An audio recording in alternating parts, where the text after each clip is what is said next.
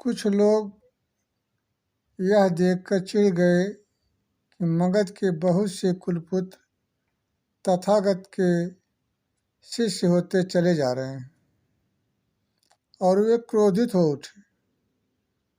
वे कहने लगे, श्रमण गौतम माता पिता को संतान विहीन बना रहा है।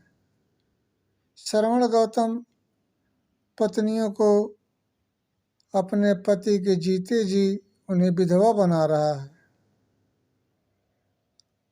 अपने पुत्रों को लोग त्याग करके, बच्चों को त्याग करके, भाई बहन को, माता पिता को त्याग करके श्रमण गौतम के शरण में जा रहे हैं। श्रमण गौतम कुलों को उजाड़ रहा है। उसने अभी 1000 जटिलों को दीक्षित किया है।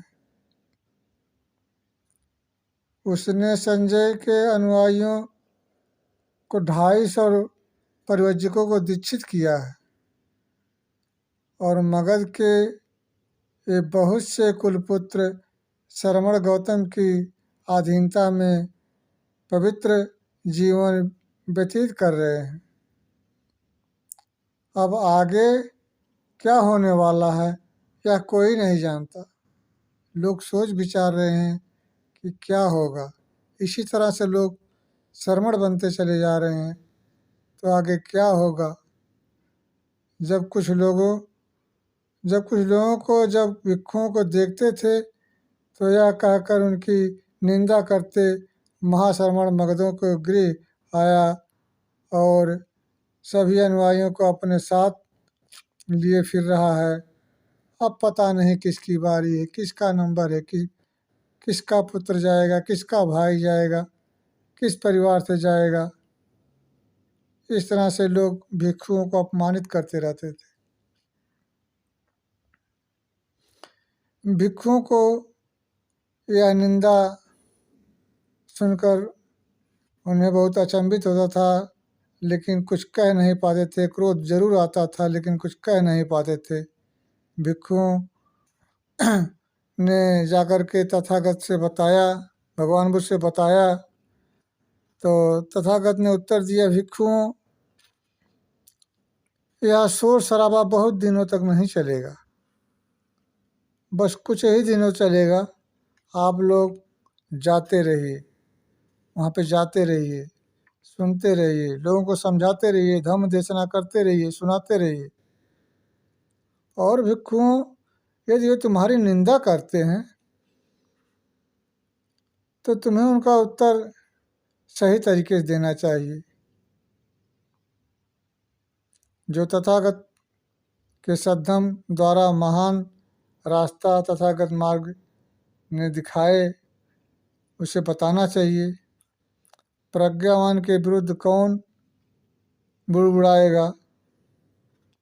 सद्धम के मार्ग पर ले जाने वाले प्रज्ञावान से कैसी स्वतंत्रता है। आदमी घर में ही बना रहे इसके लिए स्वतंत्र है। आदमी भिक्षु बन के रहना चाहे, तथागत के शरण में जाए, उसके लिए स्वतंत्र है। तब यह सब सुनकर जब भिक्षुओं ने जाकर के लोगों को यह दिया उपदेश कि आप लोग स्वतंत्र रह सकते हो, अगर आपकी इच्छा है तो आप प्रवज्जित हो सकते हो, नहीं इच्छा है तो कोई बात नहीं, आप गृहस्थ जीवन त्याग सकते हो, गृहस्थ में रह सकते हो। तब लोगों ने कहा, जब सुना 2-4 दिन इस तरह से सुना तो लोगों ने कहा कि श्रमण गौतम लोगों को धम्म के रास्ते पे ले आना चाहते हैं। उनके मुक्ति के मार्ग पर उनका जीवन सफल बनाने के लिए तथागत इस तरह से लोगों को कर रहे हैं। भिक्षु इसीलिए आते हैं। इस तरह से लोगों को जब सुनाई पड़ा, समझ में आया, उनकी वो निद्रा से जागे, उनका कहने का मतलब नया जन्म एक तरीके से हुआ। जब वो लोग का दिमाग खुला तो उसी दिन से लोग तथागत की निंदा बंद कर दिए और भिक्षुओं की निंदा करना बंद कर दिए और उनका सम्मान करने लगे और उनसे लोग दीक्षित होने लगे। इस तरह से बुद्ध धर्म का धीरे धीरे विकास बढ़ता चला गया और इस तरह से जम्मू देश में ही नहीं, जम्मू द्वीप में ही नहीं बल्कि पूरे विश्व में बुद्ध के धर्म का आविष्कार हुआ और भारत से तो विलुप्त हो गया, लेकिन विदेशों में यह धर्म जीवित रहा। पुनः बाबा साहब डॉक्टर भीमराव द्वारा इस धर्म का नए तरीके से स्थापना हुई। दोबारा से फिर बुद्ध धर्म जो है कि भारत में पुनर्जीवित होने जा रहा है। लोग जागृत हो रहे हैं। इस तरह से लोग अपना अपना संगठन बना करके मंच के माध्यम से लोगों को संदेश देते हैं।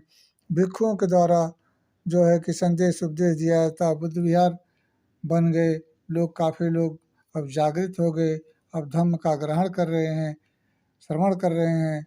इसी के साथ नमो बुद्धाय, जय भीम।